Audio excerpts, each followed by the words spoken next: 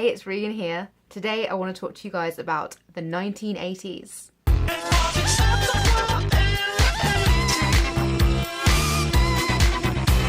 That most sacred of decades. I've always loved the 80s and I've always been into the vibe and the general aesthetic of the whole thing. It's responsible for some of the greatest movies of all time, like the undeniable king of films, Back to the Future. Tell her destiny brought you together. Tell her that she is the most beautiful girl you've ever seen in the world. Girls like that stuff. The iconic Bill and Ted's Excellent Adventure. They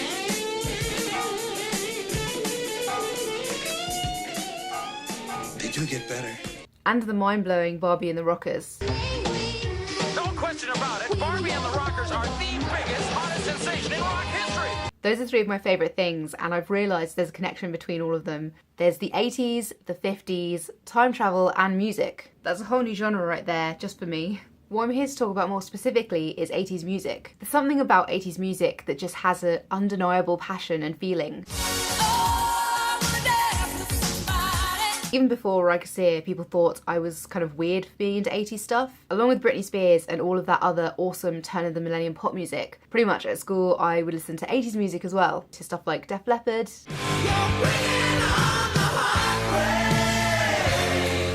Belinda Carlisle, Cyndi Lauper, Aerosmith.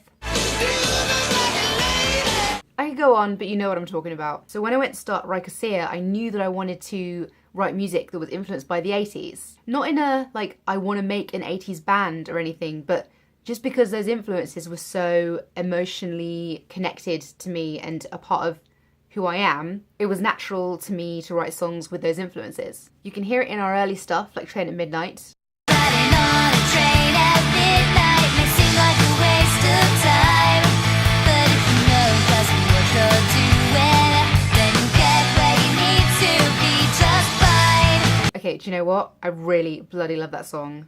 It's definitely one of my favourite songs I've ever written. Oh, it just has such a good vibe. Just Like You as well, that's another crowd pleaser and has a lot of 80s vibes. Say what you wanna, do what you wanna, everyone wants to be just like you. It's also very apparent in our most recent single, Piece of Me. Can you take a piece of me, a memory or two? And of course, One Time Thing. One time thing, just a one-off thing, less talking, more touching, 'cause you're good for one thing. It's a bit weird because in the last few years, or more than that really, there's been this massive resurgence of 80s stuff, 80s influenced music, TV, movies, like the 1975, Taylor Swift, Stranger Things, Guardians of the Galaxy, and many more that I can't think of right now. So I guess you could say that I was ahead of the trends. 1980s influence is what's always been with me, and even when people were like, you can't do that, that's weird, I was like holding on, waiting for the right moment. Or, you know, maybe I'm just a weird person that likes old stuff.